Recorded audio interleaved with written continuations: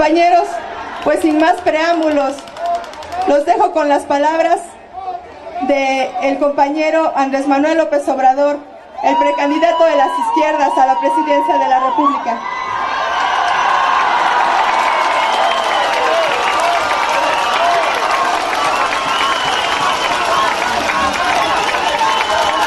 Amigas, amigos de Tláhuac,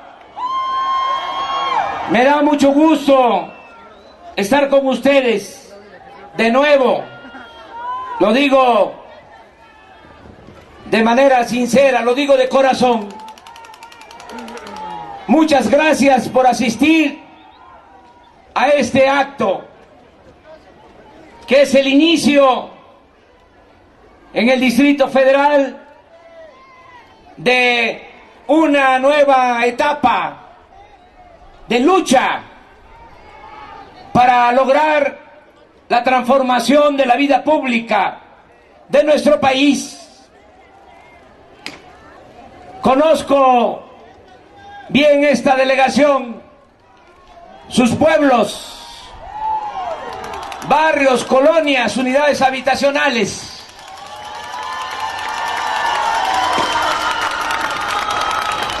El centro de Tláhuac. Sé lo que ustedes representan: tradición, cultura, trabajo, bondad, mucha bondad, mucho amor. Por eso estoy contento de estar con ustedes. Esto fortalece para seguir adelante, para seguir luchando. Tenemos una encomienda, una gran tarea, todos los mexicanos. Tenemos que salvar a nuestro país, sacar a México del atolladero en que se encuentra, sacar a nuestro pueblo de la pobreza, del sufrimiento, de la marginación. Por eso estamos viviendo tiempos interesantes, definitorios. Tenemos que asumir plenamente nuestra responsabilidad. A nuestra generación le tocó enfrentar este desafío y tenemos que entregar buenas cuentas a las nuevas generaciones, a nuestros hijos, a nuestros nietos. Queremos transformar al país. Sabemos lo que está sucediendo, el por qué caímos en esta decadencia. Tenemos bien hecho el diagnóstico de los males que aquejan, que atormentan a nuestra nación. Esto que nos está pasando no es por el destino o por la fatalidad, no es por la mala suerte, no es porque México no tenga recursos naturales, riquezas. Nuestro país, a pesar de que lo han saqueado por siglos, tiene todavía muchos recursos naturales: minas de oro, de plata, de cobre, gas, petróleo, agua. Y el mejor recurso de México es su pueblo, bueno, noble. Un pueblo heredero de una cultura milenaria. Por eso no se justifica lo que está sucediendo. Esta crisis económica, esta crisis de bienestar social, la crisis de inseguridad y de violencia. No hay ninguna explicación lógica, no hay ninguna justificación. Esto que nos está sucediendo se debe al mal gobierno, se debe a que no han estado los gobernantes a la altura de las circunstancias. Muy poco gobierno para mucho pueblo.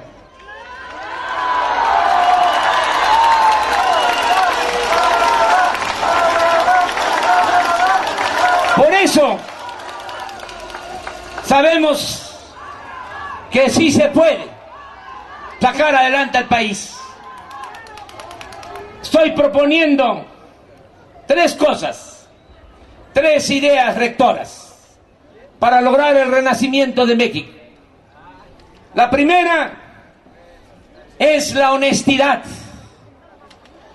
El que se eleve a rango supremo, que se ponga en el centro la honestidad, que hagamos todos un acuerdo, que todos los mexicanos hagamos el acuerdo de que se va a desterrar la corrupción en nuestro país. Eso no aparece en la agenda nacional, aun cuando se trata del principal problema de la nación.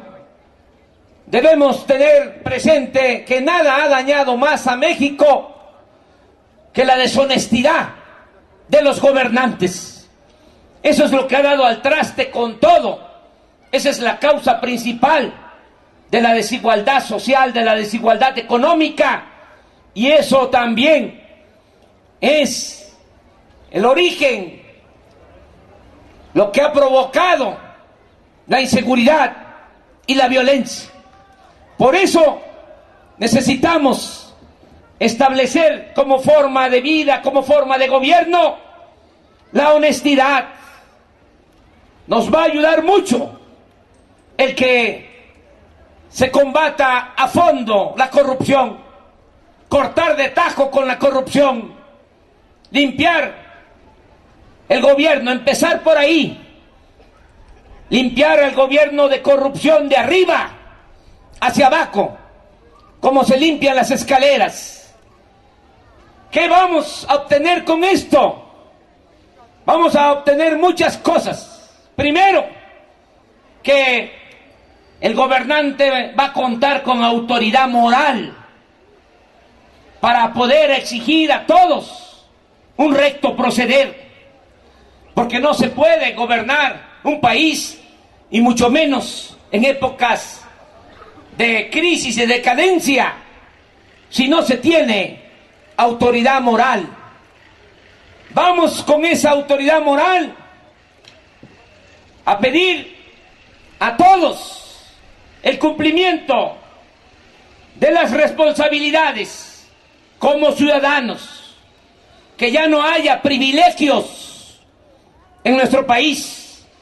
Vamos a abolir los privilegios si tenemos autoridad moral.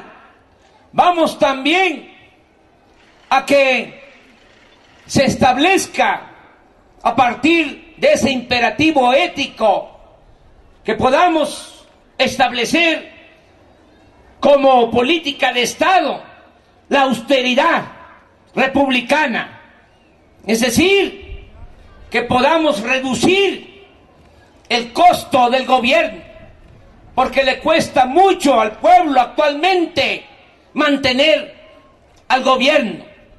Es un gobierno mantenido y bueno para nada el que se tiene en nuestro país.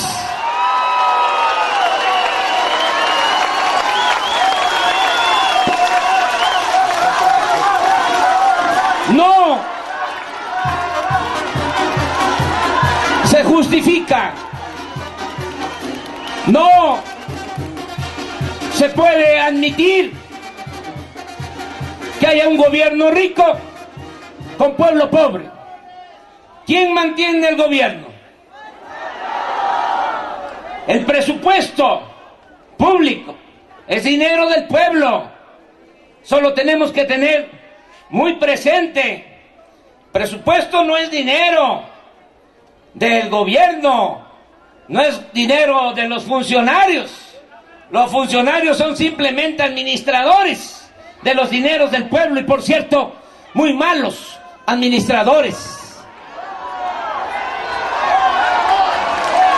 No es justo que los que están en los cargos públicos, me refiero a los de mero arriba, vivan colmados de atenciones y de privilegios, con sueldos hasta de 600,000 pesos mensuales.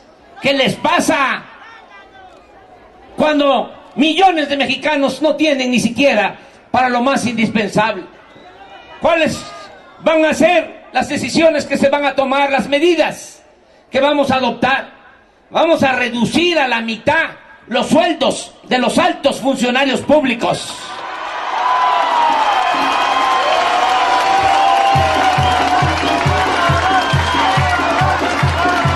¿Saben cuánto se va a ahorrar nada más con esa decisión? 100,000 millones de pesos al año. ¿Cuánto significa esa cantidad de 100,000 millones? Pues es casi el presupuesto de un año del Distrito Federal. Nada más con una medida. Se las explico, porque no está tan complicado poner orden.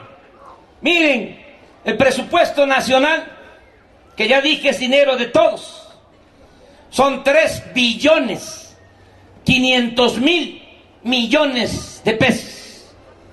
Es una gran cantidad de dinero. ¿Qué nos dicen muchas veces? Que no hay presupuesto, ¿verdad? Esa es la cantaleta. Pues sí hay, y bastante.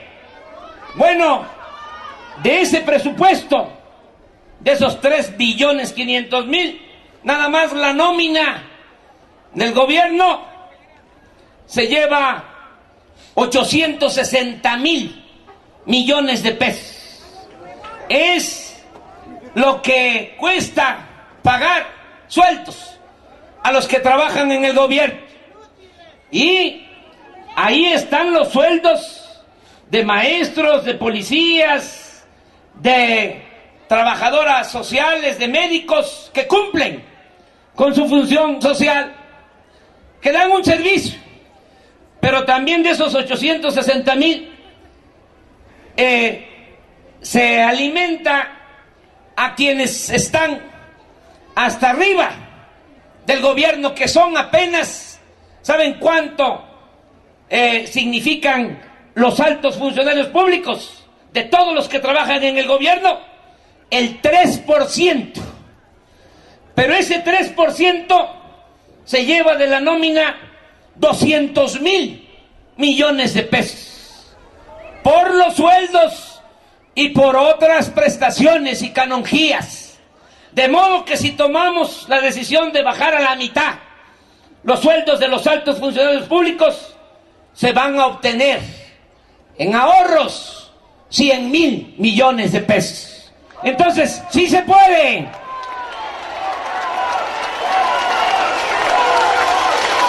Pero estamos hablando de una sola cosa. Imagínense cuando se tome la decisión, y tengo autoridad moral para hacerlo, porque cuando fui jefe de gobierno lo llevé a la práctica, que no haya servicio médico privado para los altos funcionarios públicos. Que vayan al ISSSTE, al seguro, al llamado Seguro Popular, para que vean lo que se siente.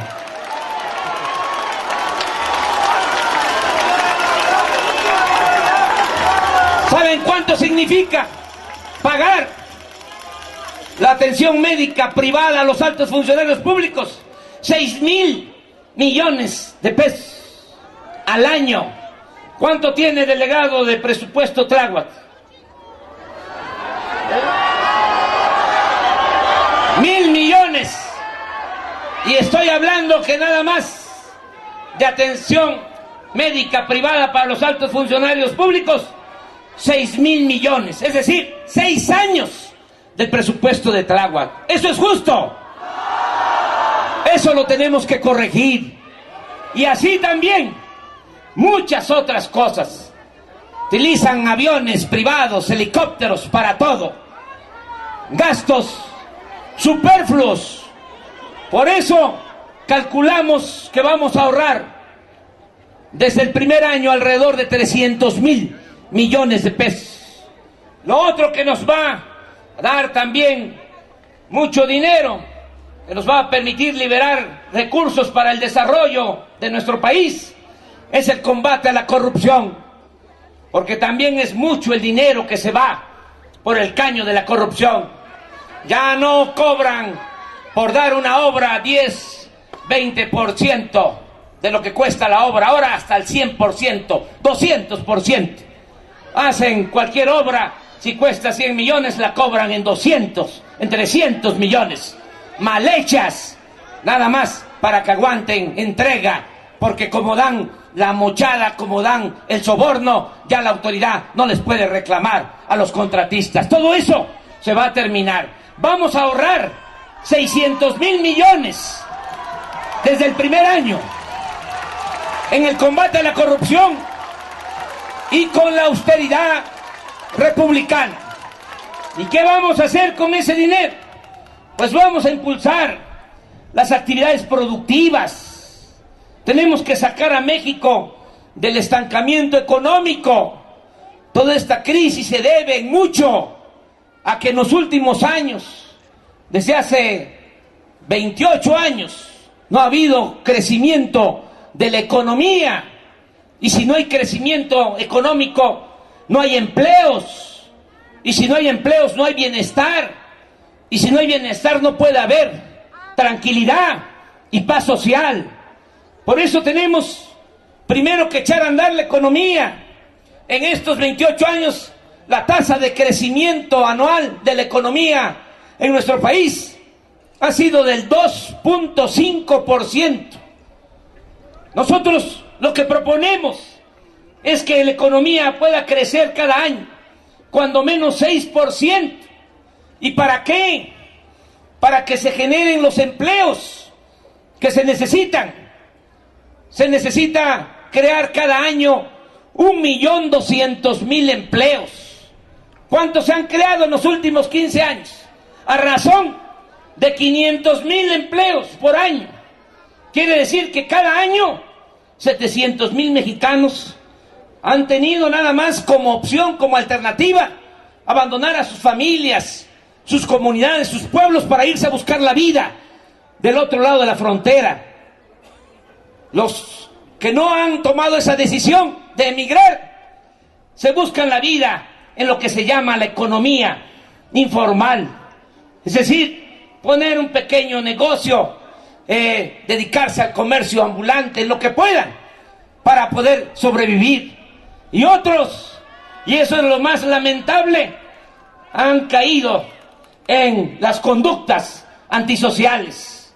Por eso necesitamos que haya crecimiento en la economía para generar 1.200.000 empleos al año. ¿Cómo vamos a lograr esto? Impulsando las actividades productivas, sobre todo rescatando al campo del abandono en que se encuentra, porque se dejó sin apoyo a los productores desde hace muchos años. No se apoya a comuneros, ni a ejidatarios, ni a pequeños propietarios. Vamos a proponernos, ese es un objetivo, que se produzca en México, en nuestro país, todo lo que consumimos, no como ahora que tenemos que comprar en el extranjero maíz, frijol, arroz. Tenemos que comprar leche, carne de res, carne de cerdo, desechos de pollo. ¿Saben cuánto se tiene que destinar para comprar los alimentos en el extranjero? Más de 20,000 millones de dólares cada año. ¿Por qué no invertir mejor ese dinero en el país y ser autosuficientes y lograr la soberanía alimentaria? Ese es un propósito que tenemos, reactivar el campo.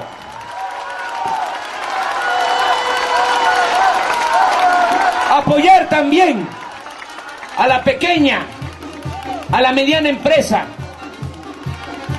pequeño al mediano comercio. Recorro todo el país muy seguido. He visitado todos los municipios de México, 2038 municipios. Visité también los 418 municipios indígenas de usos y costumbres de Oaxaca. Hay una gran vocación productiva en nuestro pueblo. Se produce de todo. Desde luego, lo que tiene que ver con la agricultura. Se produce café, pero también se le da valor agregado a lo que se produce en el campo. Hay panaderías, se produce queso de todas las variedades, hay talleres, hay desde luego una gran riqueza cultural en las artesanías, hay mucha producción de pequeños, de medianos empresarios, comerciantes, pero no hay apoyo.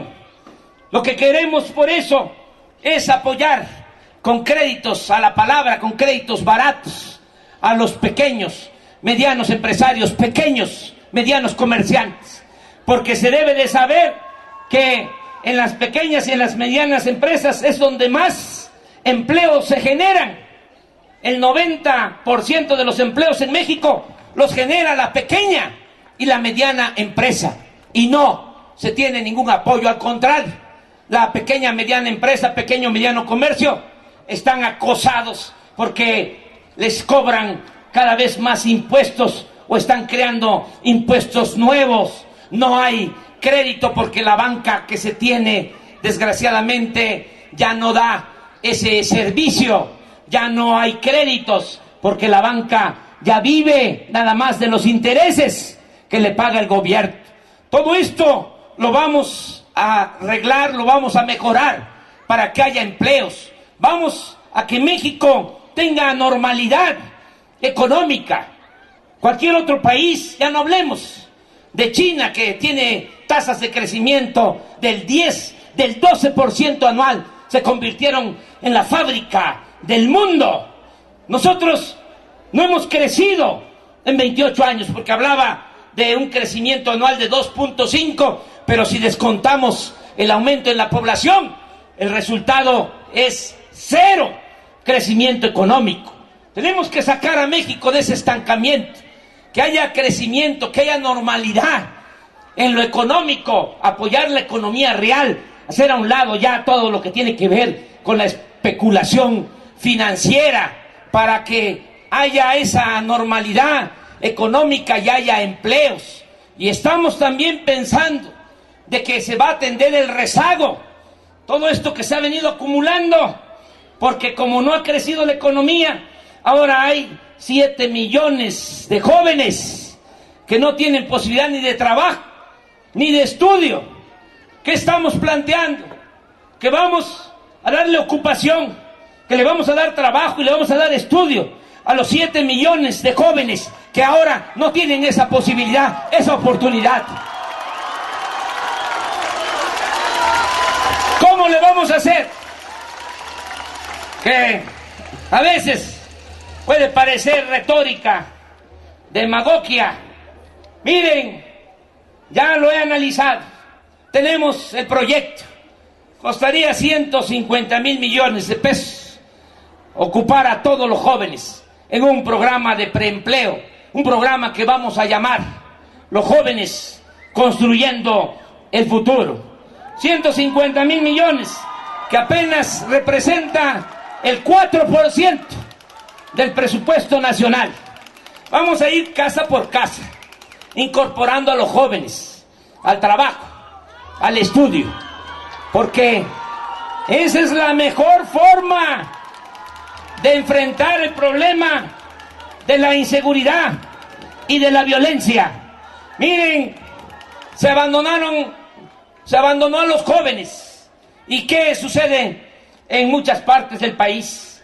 Que llegan a hacerles propuestas, a tentarlos, y caen, son enganchados para tomar el camino de las conductas antisociales. No hay vacíos en nada, siempre se llenan. Y si no acudimos nosotros a rescatar a los jóvenes, si no los incorporamos al trabajo y al estudio, no vamos a poder resolver el problema de la inseguridad y de la violencia. Las cárceles están llenas de jóvenes, de los cerca de 50,000 asesinados que han habido en este periodo, la mayoría jóvenes. Por eso tenemos que atender de manera prioritaria a los jóvenes. Dicen, ¿en qué van a trabajar? Hay muchas cosas para ocupar a los jóvenes. Si queremos reactivar la economía, van a haber muchas actividades. Además, en el sureste tenemos que plantar, tenemos que sembrar 1 millón de hectáreas de árboles maderables, no solo con propósitos de empleo y propósitos económicos, sino para mejorar nuestro medio ambiente, para hacer realmente un país con una ecología adecuada, con una ecología sana. Hay muchas actividades. Les hablaba yo de cuántos municipios hay en el país, alrededor de 2.500 entre municipios de régimen de partido o municipios de usos y costumbres de Oaxaca. Bueno, hay 300 municipios en el país que no tienen camino pavimentado a sus cabeceras municipales. Ya no hablemos a sus pueblos y a sus comunidades. ¿Qué tenemos que hacer? Construir esos 300 caminos. No los vamos a hacer con contratistas, con maquinaria. Lo vamos a hacer con mano de obra. Se van a hacer esos caminos como se hacen las calles en las ciudades, de concreto. ¿Para qué? Para que haya mucho trabajo para la gente, que no se desplace la mano de obra por las máquinas, sino que se dé ocupación a la gente, en este caso a los jóvenes.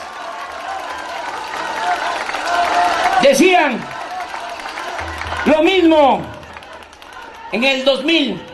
¿Se acuerdan ustedes? Yo estuve en campaña, todos los pueblos, visité 1000 puntos de la ciudad en el 2000 y me di cuenta de la situación tan dolorosa, tan lamentable de los ancianos.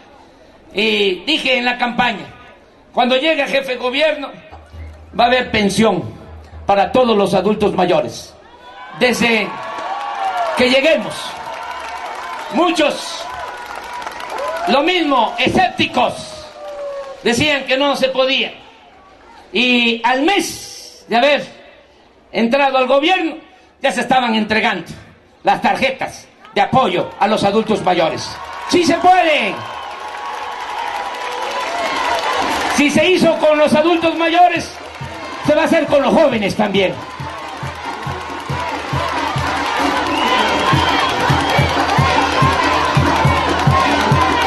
Así vamos a batir el rezago que tenemos y va a haber, desde luego, una política de desarrollo social. Va a continuar el programa de apoyo a adultos mayores y se va a extender a todo el país, porque ya se aplica por gestiones, por trámites de nuestros legisladores del PRD, del PT, del Movimiento Ciudadano. Ya hay una partida para apoyar a adultos mayores del país. Se logró esto desde hace 4 años, pero no es igual que en el Distrito Federal, porque nada más les entregan 500 pesos mensuales, y es como lo dice el nombre del programa, a partir de los 70 años, y no es para todos, no es universal, nada más para quienes viven en poblaciones de menos de 20,000 habitantes. ¿Qué vamos a hacer? Pues va a ser universal, va a ser para todos, y mínimo se va a entregar lo que reciben aquí los adultos mayores en el Distrito Federal, la mitad de un salario mínimo a nivel nacional. Se va a entregar en todo el país ese programa desde los 68 años, y en comunidades indígenas, por razones de justicia, desde los 65 años.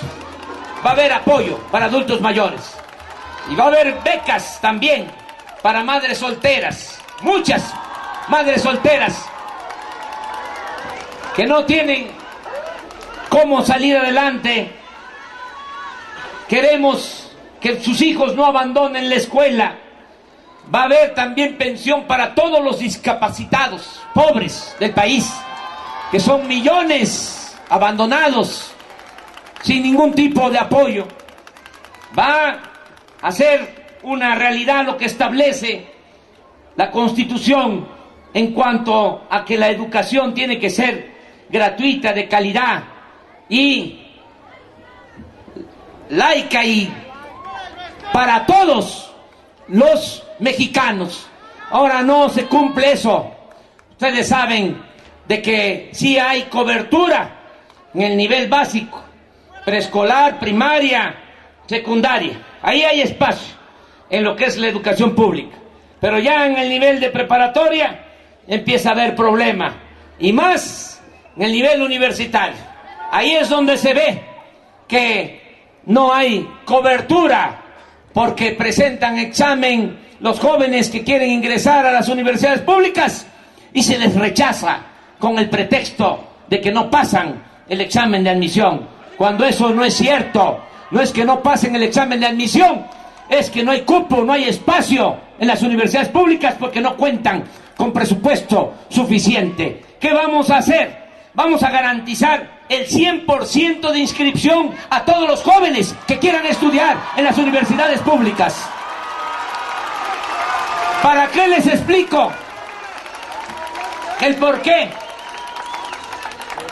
Si ustedes saben bien, son cuestiones elementales, es de sentido común, de juicio práctico, que no es mejor tener a los jóvenes estudiando que tenerlos en la calle. Voy a poner un ejemplo. Mantener a un recluso, hasta eso, ni son bien atendidos, pero cuesta 120 pesos diarios. Mantener a un preso en una cárcel. ¿Qué no es mejor tener a los jóvenes becados estudiando?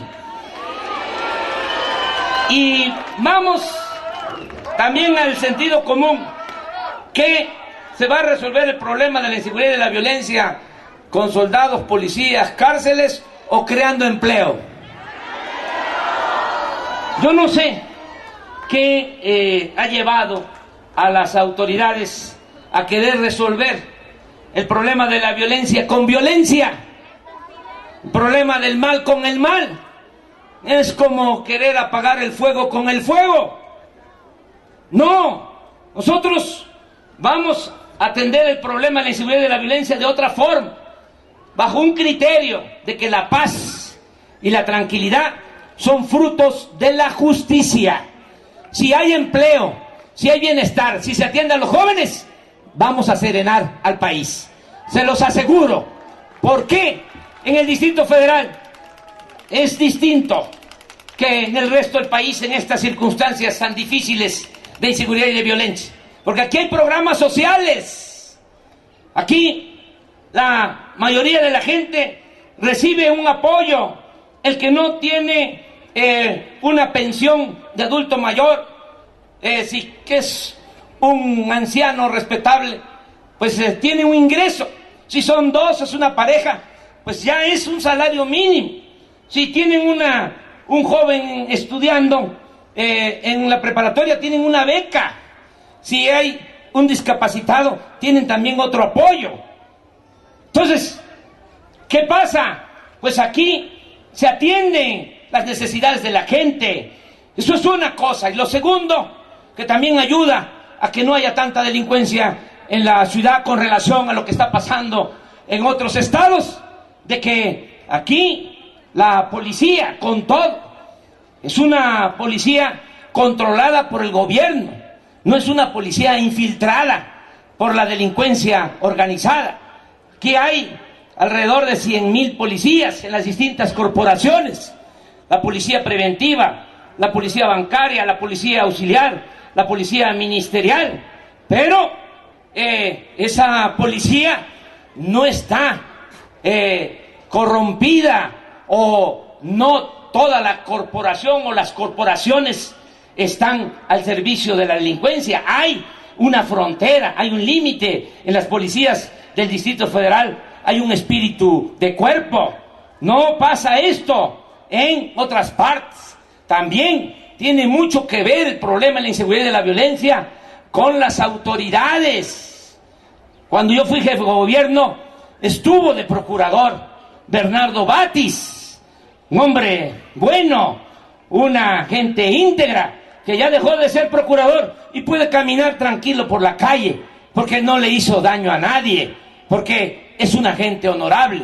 Ahora el que está de procurador, lo mismo. No quiero ensalzarlo mucho porque ya saben ustedes que estamos en una temporada en que se va a elegir a los candidatos, pero también es un procurador honorable, no corrupto. Si no se tiene autoridades honestas, sobre todo los que tienen que ver con la administración de la justicia, los que tienen que ver con la seguridad pública, pues todo se descompone. Vamos a cambiar las cosas en el país, tomando en mucho el ejemplo de la Ciudad de México.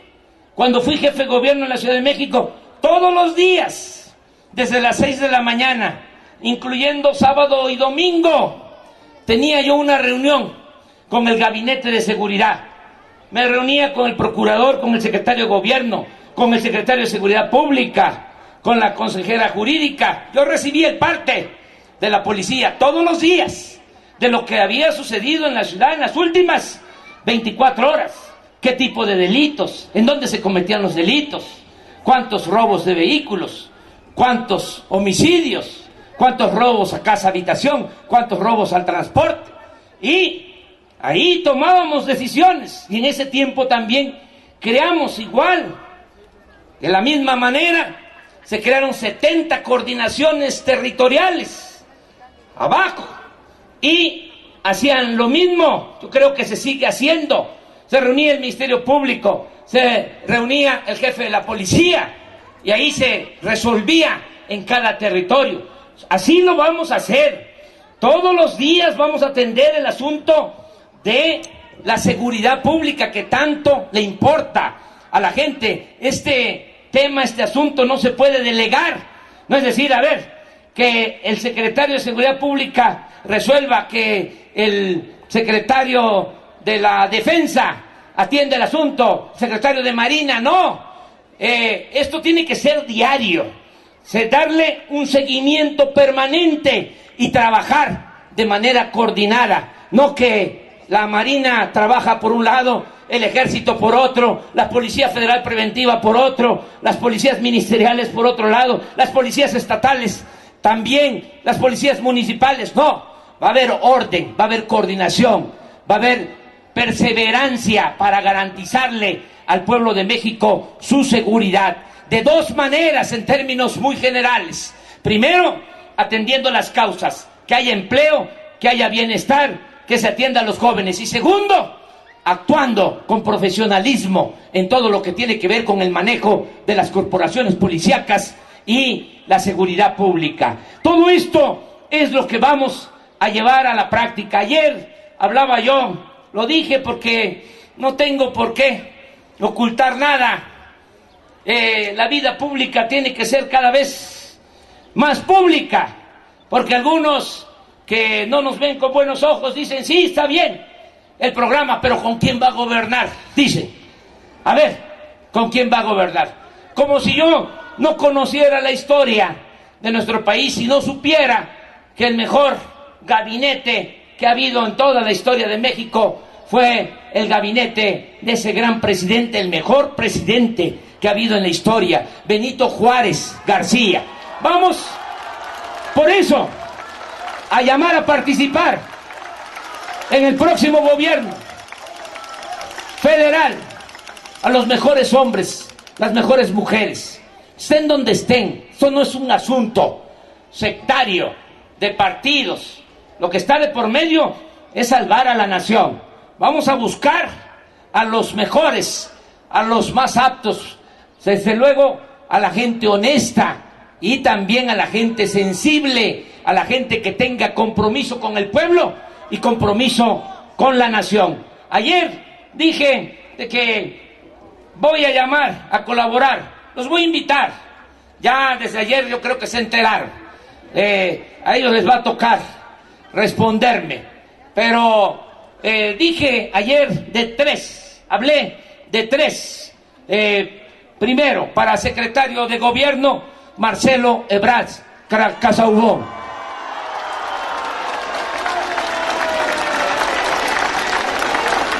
Secretaría de Gobernación, así se llama, Marcelo Ebrard Casaubon.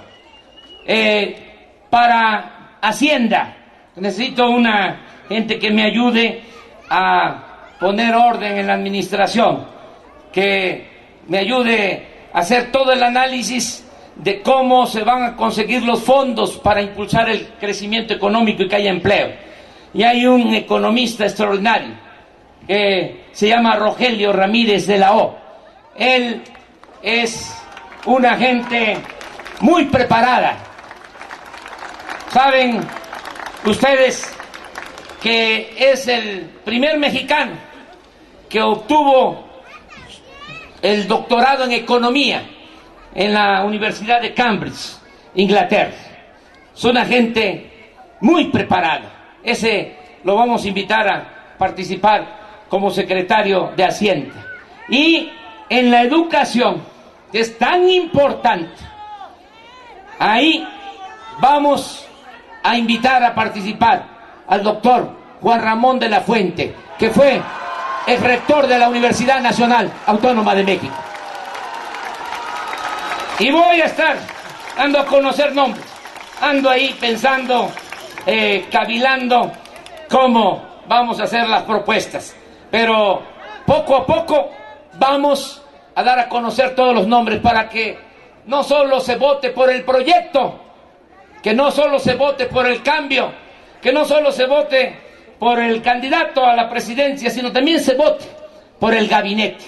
Es decir, por las mujeres, los hombres que van a conducir todo el proceso de transformación de la vida pública de nuestro país. Ya se me pasó el tiempo, me piqué hablando. Muchas gracias de todo corazón, pero no se me va a pasar pedirles una cosa: que nos ayuden a convencer a más gente. Hay un programa, un plan que se echó a andar de invitar a participar a mujeres, a hombres conscientes como ustedes, como protagonistas del cambio verdadero. ¿Sí han oído hablar de ese plan? ¿Ya se han inscrito algunos como protagonistas del cambio verdadero? A ver, honor a la verdad, que levanten la mano los que son protagonistas del cambio verdadero. Los que ya se inscribieron, bájenla. Que se levanten la mano los que no se han inscrito todavía. Miren, los compañeros de Morena tienen que hacer más trabajo. Hay que ir casa por casa, invitando a que nos ayuden como protagonistas del cambio verdadero. Apúntense.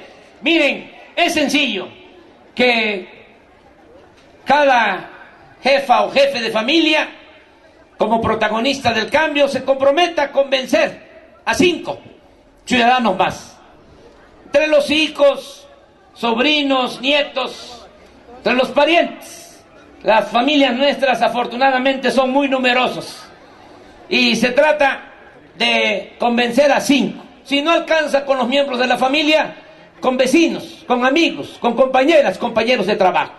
La cosa es que cada quien haga lo que le corresponda. De esta manera se ayuda mucho para que logremos entre todos la transformación del país. Nos van a ayudar a hacer esta labor, este trabajo.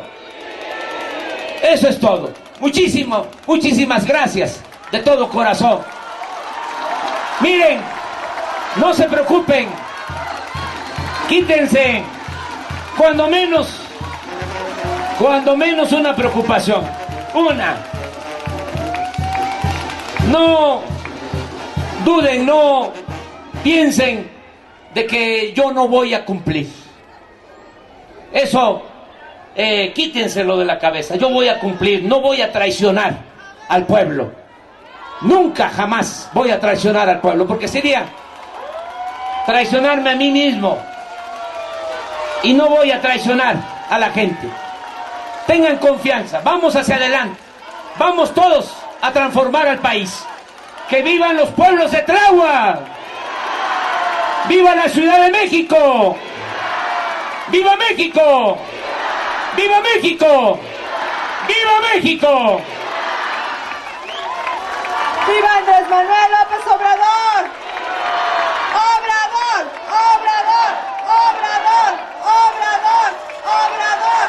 ¡Obrador! Desde Mixquic hasta Los Olivos, te esperamos aquí en Tláhuac, Andrés Manuel, con el corazón abierto.